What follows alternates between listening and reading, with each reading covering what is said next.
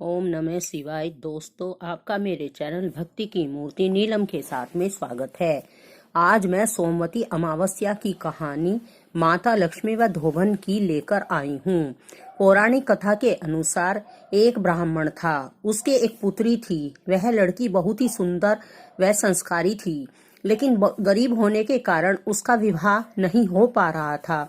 एक दिन उनके घर एक साधु का आगमन हुआ तो कन्या ने उस साधु की बहुत सेवा की। साधु कन्या की सेवा से अति प्रसन्न हुए और कन्या को लंबी आयु का वरदान देना चाहा, लेकिन साधु ने देखा उसके हाथ में विवाह की रेखा ही नहीं है। तो ब्राह्मण ने साधु से उसका उपाय पूछा। कुछ देर सोचने के बाद साधु ने कहा कि कुछ ही दूरी पर एक गांव है, उसमें सोना नाम की धोबी जाति की एक महिला अपने बेटे व बहू के साथ रहती है, जो कि संस्कारी और पतिव्रता है।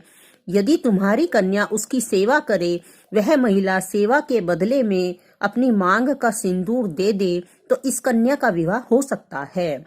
फिर साधु ने कहा कि वह महिला कहीं आती जाती नहीं है। साधु की यह बात सुनकर ब्रह्माणी ने अपनी कन्या को धोबिन की सेवा करने की बात कही।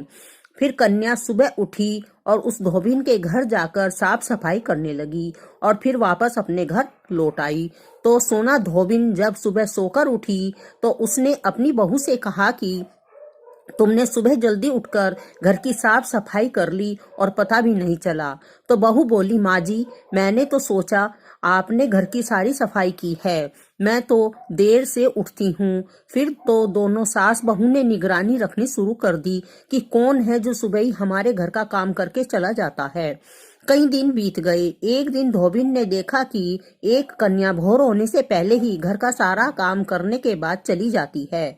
जब वह जाने लगी तो सोना धोबिन उसके पैरों में गिर पड़ी और बोली कि तुम कौन हो जो मेरे घर की चाकरी कर कर जाती हो और क्यों करती हो।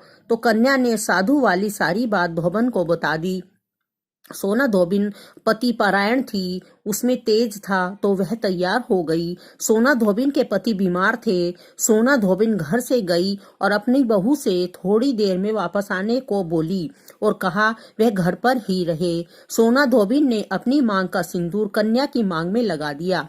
उसका पति चला गया। उसे इस बात का पता चल गया था, इसलिए वह घर से बिना पानी पिए ही चली थी कि कहीं रास्ते में उसे पीपल का पेड़ मिलेगा तो उसकी परिक्रमा करके ही जल ग्रहण कर लेगी। उस दिन सोमवती अमावस्या थी। ब्राह्मण के घर से मिले पुए से अब पकवान की जगह उसने ईंट के टुकड़ों से 108 भवरी देकर 108 बार पीपल की परिक्रमा करके जल ग्रहण किया।